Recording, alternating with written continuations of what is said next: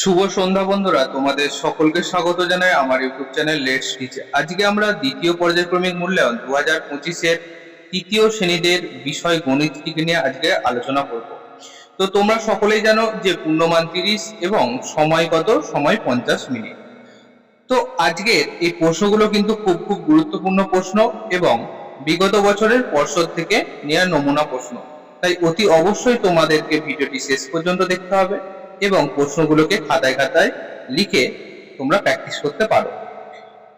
তো এই ভিডিওটি যদি তোমরা তোমাদের বন্ধুদের মধ্যে শেয়ার করে দাও, এই ভিডিওটি দেখে তোমরা মাত্র যদি উপকৃত হও অবশ্যই চ্যানেলটিকে সাবস্ক্রাইব করো, ভিডিওটিকে লাইক করো।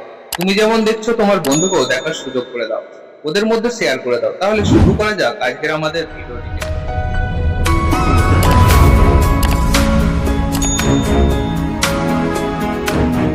ইতিমধ্যেই তোমরা সকলে রুটিন পেয়ে গেছো যে তোমাদের আগস্টের ফার্স্ট উইকে পরীক্ষা হচ্ছে। দেখো এইখানে তোমাদের কি আছে, পরীক্ষার্থীর নাম অর্থাৎ তোমার নিজের নাম লিখবে, বিদ্যালয়ের নাম লিখে দেবে, ক্রমিক সংখ্যা অর্থাৎ রোল নম্বরটা এখানে লিখে দেবে। ঠিক আছে, চলো। তো একের দাগের প্রশ্নে কি বলা আছে দেখো, বলছে সঠিক উত্তরের মাথায় টিক চিহ্ন দাও। বলছে কয়েকটা জোড় সংখ্যাটির সাথে এক যোগ করলে সংখ্যাটি কি হবে। তো প্রথমে জানতে হবে জোড় সংখ্যা কোনগুলো। জোড় সংখ্যা হচ্ছে সেগুলোই যেগুলো 2 দিয়ে ভাগ যাবে, অর্থাৎ আমরা জানি এক জোড়া মানে দুটি। তাহলে বিজোড় কোনগুলো, যেগুলো 2 দিয়ে ভাগ যাবে না। এখানে বলছে জোড় সংখ্যার সাথে এক যোগ করলে কি হবে। ধরো একটা জোড় সংখ্যা আমরা নিয়ে নিচ্ছি যে 4, তার সাথে যদি এক যোগ করি তাহলে কি হবে, 5 হবে। তাহলে 5 কি একটি বিজোড় সংখ্যা। তাহলে সঠিক উত্তরটি কি দাঁড়ালো, জোড় সংখ্যার সাথে এক যোগ করলে হবে বিজোড়। পরেরটা বলছে কোন সংখ্যা শেষে 0 বা 5 থাকলে সংখ্যাটি 5 না 10 দ্বারা বিভাজ্য হবে। কোন সংখ্যা শেষে যদি 0 বা 5 থাকে তাহলে সেই সংখ্যাটি হবে কি 5 দ্বারা বিভাজ্য। কেন বললাম, ধরো আমার 20 বলা আছে, 20কে যদি আমরা 5 দিয়ে ভাগ করি দেখবে 5 4 20 হয়ে গেল।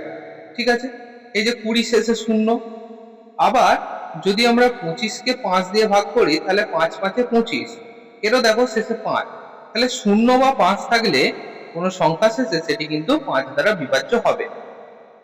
পরের বলছে দেখো ভাগশেষ ভাজকের চেয়ে কি হয়, ছোট না বড়। ভাগশেষ সব সময় ভাজকের চেয়ে কি হবে, ছোট হবে। কেন এটা দেখো, ধরো একটা তোমাকে ভাগ করতে দিয়েছে, ধরো 5 দিয়ে আছে 2 দিয়ে আছে। আমরা কি জানি 2টা হচ্ছে ভাজক আর 5টা ভাজ্য।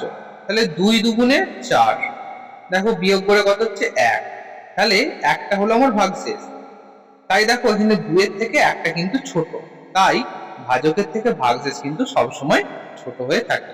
ঠিক আছে, পরের প্রশ্ন দেখো ঘয়ের বলছে 4 গুণিত 0 গুণফলটি কি হবে। তোমরা মনে রাখবে শূন্যর সঙ্গে যে কোনো সংখ্যার গুণ করলে কিন্তু 0 হয়, এটা একদম চিরন্তন সত্য। তাহলে উত্তর কি হবে, উত্তর হবে আমার 0। 2 এর দাগের প্রশ্ন দেখো বলছে শূন্যস্থান পূরণ করো। কি বলা হচ্ছে, কয়েকটা বলছে 11 থেকে 3 বিয়োগ করা যায় কতবার। সেই এরকম অঙ্কটা তোমরা জানো, 11-র সাথে প্রথমে 3 বিয়োগ করলে বেরোলো কত, 8। তাহলে এই 3টাকে লিখে দেওয়া হবে একবার। পরে 8-এর সাথে আবার 3 বিয়োগ করবে, 5 বেরোবে, এই 3-এর কাছে লিখবে দুবার। আবার 5-এর সাথে 3 বিয়োগ করবে, 2 বেরোবে, হবে 3 বার। আর কিন্তু আমরা 2 এর নিচে 3 বিয়োগ করতে পারবো না, কারণ 2 হলো 3-এর থেকে ছোট। তাহলে আমরা কতবার 3 বিয়োগ করলাম, দেখো 3 বার। তাহলে আমরা এখানটায় লিখে দেবো 3। পরে বলছে 5 জোড়া সমান 5 গুণিত বক্স আছে এবং টি আছে। তাহলে আমরা কি জানি এক জোড়া সমান কত, এক জোড়া সমান 2টি। তাহলে 5 গুণিত এখানে 2 বসাবো, তাহলে 5 দুগুণে কত হলো, 10 হলো। তারপর দেখো বলেছে ড্যাশ ভাগ চিহ্ন 9 সমান 4। যখন এরকম অঙ্ক দিয়ে থাকবে তখন কি করবে, এই যে 9 আর 4-এর এর কি করবে, জাস্ট গুণ করে দেবে। তাহলে উত্তরটা এখানে পেয়ে যাবে। তাহলে 4 9 কত, 4 9 হচ্ছে 36। এবারে তোমরা 36কে 9 দিয়ে ভাগ করো, দেখবে ঠিক 4 পাবে। ঠিক আছে, এখন আমরা 3 এর দাগের প্রশ্নোত্তর পর্বে আসি। দেখো 3 এর দাগের কি বলা হচ্ছে, 3 দাগে বলা হচ্ছে 2 দ্বারা বিভাজ্য সংখ্যাগুলিকে গোল চিহ্ন দাও এবং 3 দ্বারা বিভাজ্য সংখ্যাগুলিকে বক্স করো, অর্থাৎ চাকচৌকো করে দাও। তো প্রথমে তোমাদের জানতে হবে 2 দ্বারা যে সংখ্যাগুলো বিভাজ্য হবে সেগুলো শেষে কি কি থাকতে হবে। সেগুলো শেষে যেমন প্রথমে তোমার 0 থাকবে, 2 থাকবে, 4 থাকবে, 6 থাকবে, এইগুলো থাকবে। তাহলে আমরা আগে দেখে নিই যে কি কি সংখ্যাগুলো। প্রথমে দেখো গোল করতে দিয়ে আছে। প্রথমে দেখো এই যে 88 সংখ্যাটি, ঠিক আছে, 88 সংখ্যাটা তাহলে কি দ্বারা বিভাজ্য? 88 সংখ্যাটা 2 দ্বারা বিভাজ্য, কারণ 8 থাকলেও কিন্তু আমরা 2 দিয়ে ভাগ করতে পারি, কারণ 2 এর নামটাই 8 আছে। তাহলে 88টা হলো 2 দ্বারা একটা বিভাজ্য সংখ্যা। পরে দেখো এই 46 এর শেষে 6 আছে, তাহলে এটাও হবে 2 দ্বারা বিভাজ্য। তারপরে 62 দেখো শেষে 2 আছে, এটাও হবে 2 দ্বারা বিভাজ্য। এবারে কত আছে? 3 দ্বারা বিভাজ্য। 3 দ্বারা বিভাজ্য নিয়মটা কি আছে মনে রাখবে। 3 দ্বারা বিভাজ্য নিয়ম হচ্ছে যে সংখ্যাটা দেয়া থাকবে সেই সংখ্যাকে আগে যোগ করো, যোগ করে যেটা বেরোবে সেটা 3 দিয়ে ভাগ যায় কিনা দেখো। তাহলে এই যে দেখো 21 দেয়া আছে, 21 কে 2 আর 1 এ যোগ করলে আমরা কত পাবো? 3। এই যে 3 কে আমরা 3 দিয়ে আরামসে ভাগ করতে পারি, কারণ 3 1 কে 3 হয়ে যাবে। তাহলে 21টা কিন্তু হয়ে গেল একটা 3 দ্বারা বিভাজ্য সংখ্যা। পরে দেখো 33 আছে, তাই না? 33 আছে, তাহলে 33 কে 3 আর 3 এ যোগ করলে কত হয়? 6। 6 কেও আমরা 3 দিয়ে ভাগ করতে পারি, কারণ 3 দুগুণে 6। তাহলে 33 হলো একটি 3 দ্বারা বিভাজ্য সংখ্যা। পরে দেখো 5 10 7 57 আছে, একে 5 আর 7 যোগ করে দেখো 12 বেরো। 3 এর ঘরের নামটা আমরা জানি 3 4 12। তাহলে এই 57টাও হলো একটি 3 দ্বারা বিভাজ্য সংখ্যা। তাহলে আমরা প্রত্যেকটা কিন্তু বের করে নিলাম। চলো পরের দেখি 4 এর দাগের প্রশ্ন পড়বে। 4 এর দাগের প্রশ্ন দেখো বলা হচ্ছে নির্দেশ অনুসারে প্রশ্নগুলির সমাধান করতে। কি নির্দেশ দিয়ে আছে? এখানে দিয়ে আছে যে স্থানীয় মানে বসিয়ে গুণ করতে দেওয়া। তাহলে স্থানীয় মানে কি? প্রথমে তোমাকে একক দশক শতক করে বসিয়ে নিতে হবে। তাহলে আগে আমরা লিখে নিই। দেখো একক দশক শতক, তাহলে প্রথমে কত আছে? 112। তার সঙ্গে কত আছে? 6 গুণ করতে দেওয়া আছে, তাহলে গুণ করি। 6 দুগুণে 12, 2 হাতে থাকে 1, 6 1 কে 6 আর 1 কে 7, 6 1 কে 6। তাহলে আমরা স্থানীয় মানে গুণ করে কত পেলাম? এটা 672, ঠিক আছে। পরের দেখো কি দিয়ে আছে? কয়েকটা ভাগ করতে দিয়ে আছে। তাহলে এখানেও আমাকে কি করতে হবে? একক দশক শতক বলে লিখে নেব। লিখে নিয়ে এবারে ভাগ করব। কত আছে? 615। কত দিয়ে? 5 দিয়ে। তাহলে আমার ভাগের নিয়ম কি? আগে আমি একটা সংখ্যা নিয়ে করব, একটা সংখ্যা যদি বড় হয় তখন তাকে দিয়ে ভাগ করব, যদি ছোট হয় তখন দুটো সংখ্যা নিতে হবে। তাহলে এখানে 6 আছে, তাহলে 5 1 কে 5 বসাবো এখানে। তাহলে বিয়োগ করলে কত হলো? 1, এই 1 নামলো। তারপরে কি? 11 হলো। আমরা জানি কি 5 দুগুণে 10 হবে। এই 1 নামলো, 5 নামলো। তাহলে 5 3 কত? 5 3 15। দেখো মিলে গেল। তাহলে আমার উত্তর কত বেরোলো? এখানে লিখে নিলাম, ঠিক আছে। চলো পরে প্রশ্ন দেখি। পরে প্রশ্ন গয়েরটায় দেখো কি দিয়ে আছে? একটা ভাগ দিয়ে আছে, সেখানে ভাজ্য দিয়ে আছে, ভাজক দিয়ে আছে, ভাগফল দিয়ে আছে, ভাগশেষ দিয়ে আছে। এখানে আমাকে সূত্র করে বের করতে হবে। তো প্রথমে দেখো কি কি আছে। প্রথমে ভাজ্য, তো আমরা জানি ভাজ্য কোনটা? ভিতরেরটাকে বলে, যাকে ভাগ করা হয় একে আমরা ভাজ্য বলি, ঠিক আছে। ভাজক কোনটা বলে? যা দিয়ে ভাগ করা হয়, তাহলে এই 6টা হয়ে গেল ভাজক। ভাগফল কোনটা?